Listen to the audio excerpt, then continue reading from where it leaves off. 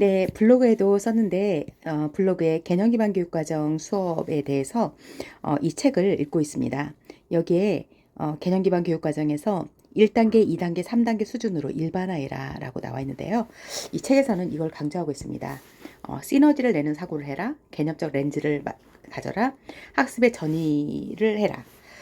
시너지를 내는 사고라는 말은 평면적으로 딱 이렇게 있는 것이 아니라 이게 이걸 연결해주고 이게 또 다른 걸 연결해주고 또 이것이 또 다른 것을 연결해주는 이렇게 시너지를 내는 이런 효과로 생각을 해라. 사고에 있어서 평면적인 사고가 아니라 시너지를 내서 3차원적인 사고로 이렇게 확장시켜 나가는 것입니다. 개념적 렌즈라는 말은 뭔가 단원 설계를 할 때 개념이 되는 전체를 다 총괄하는 뚫는 어떤 상위 개념입니다. 이 개념적 렌즈를 가지고 이 개념적 렌즈를 가지고 바라보라는 말입니다. 개념적 렌즈 안경을 끼고 수업을 한번 좀 설계해 보라는 거고요. 그다음에 학습의 전이 2022 개정교육과정에서 가장 강조하는 것이 학습의 전이 또 삶의 맥락을 활용해서 이게 교실에서 끝나는 것이 아니라 삶 속으로 전이될 수 있는 그런 학습이 되도록 해라 라고 하고 있습니다. 여기에서 단원 설계할 때 고려해야 할 질문들 5가지로 나와 있는데요. 학년이나 과목에 적합한 개념을 어떻게 식별할 수 있을까요? 그다음 그 성취 기준이 나의 교육 과정인가? 전 학년에 걸쳐서 학생들이 배워야 할 학문적 아이디어. 저희 2022 개정교육 과정에서는 핵심 아이디어라는 말을 쓰고 있죠. 핵심 아이디어를 만드는 것이 가능한가? 명료하고 영향력 있는 일반화를 만들 때 도움이 되는 팁이 있는가? 몇 개의 단원을 가르쳐야 되는가라고 나와 있는데요. 저는 특히 여기 4번에 집중을 해서 해봤는데 책에 나온 예시는 이렇습니다. 1수준의 문장을 자연재해는 지역사회에 영향을 끼친다. A는 B에 영향을 끼친다. 너무 단순하고 제일 하 수준의 일반화 문장인데요. 여기에 질문을 해서 어떻게라는 것을 넣습니다. 자연재해는 공동체에 또는 뭐 지역사회인 것 같은데요. 지역사회에 어떻게 영향을 미치는가. 이렇게 하면 여기에 대한 답을 또 자연재해에 대해서 생각을 하게 되잖아요. 답을 자연재해는 지역사회의 사회적 경제적 기반을 파괴할 수 있다. 이렇게 이 수준으로 대답을 하면 여기에 또 만약 사회 경제적 기반이 파괴되면 그것이 미치는 영향, 중요성은 무엇인가 해서 또 이 수준에서 이렇게 질문을 넣습니다. 질문을 넣어서 3수준으로 가는데 이게 일반화 문장, 최종적인 문장인 거죠. 지역사회 사회 경제적 기반 시설의 심각한 붕괴는 어떤 정서적인 요인, 손실이나 불안이나 혼란, 분노로 이어진다. 이렇게 해서 일반화 문장을 만들게 됩니다. 또는 지역사회의 사회 및 경제 기반 시설의 심각한 붕괴는 문제를 해결하고 효과적으로 의사소통할 수 있도록 하게 하며 서로 협력하면서 이를 완수할 수 있는 강력한 리더십을 필요로 한다. 이런 붕괴에 대해서 아까 이런 심각한 어떤 정신적인 피해들이 있었잖아요. 그래서 이 피해를 해결할 수 있는 리더십을 필요로 한다.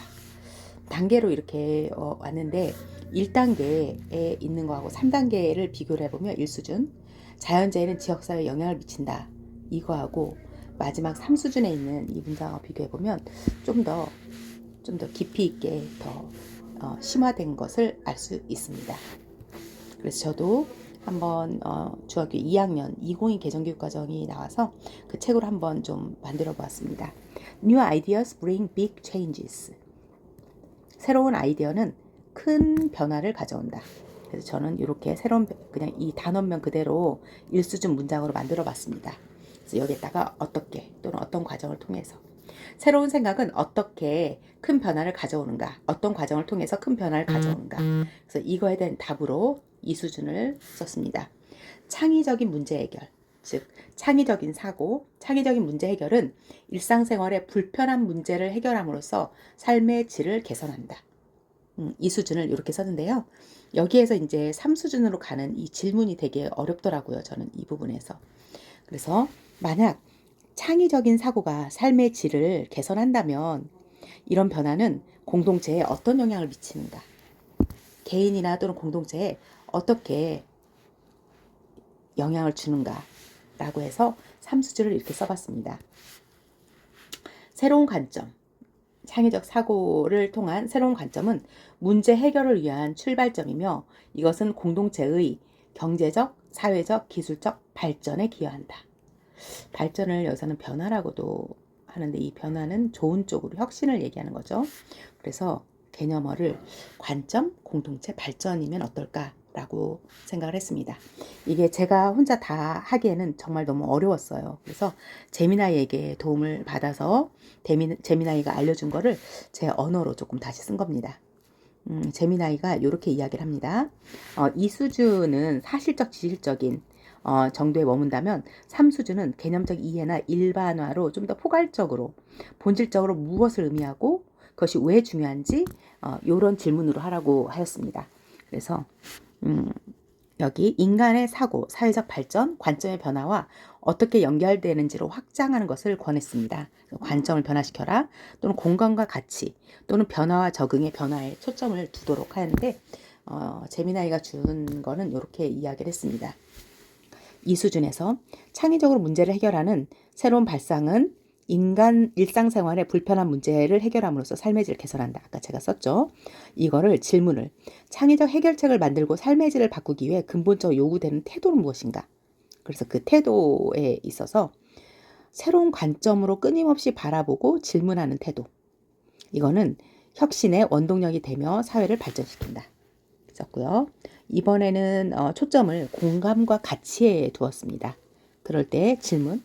불편을 해소하고 삶의 질을 높이는 것은 개인과 공동체에 어떤 가치를 부여하는가, 어떤 심층적인 가치를 부여하는가. 이렇게 해서 3수준의 문장을 타인의 어려움에 대한 공감과 이해를 해결하려는 의지는 단순한 편의를 넘어서 인간 존엄성과 공동체의 행복을 증진시킨다. 이렇게 됐고 그 다음에 세 번째 변화와 적응으로 넣었어요. 개인의 삶의 3수준 문장 기존의 방식에 도전하는 창의적 사고는 고정 개념을 깨고 문명의 지속적인 진보와 변화를 이끈다. 이런 식으로 문장을 만들었는데 제 언어가 아니고 제미나이 언어이기 때문에 저는 좀 잘 좋은 줄은 알겠는데 적용하기가 힘들었습니다. 그다음에 여기 이런 식으로 이야기를 해줬는데요. 생각하는 교실을 위한 개념 기반 교육 과정. 네, 제일 중요한 거는 이 단원에 있어서 내가 학생들에게 결국 이 단원을 마치고 학생들이 어떤 것을 배웠으면 좋겠는지, 어떤 시너지를 내면 좋은지, 또 이게 어떤 맥락으로 전이가 되었으면 좋겠는지를 고민을 계속 하게 됩니다.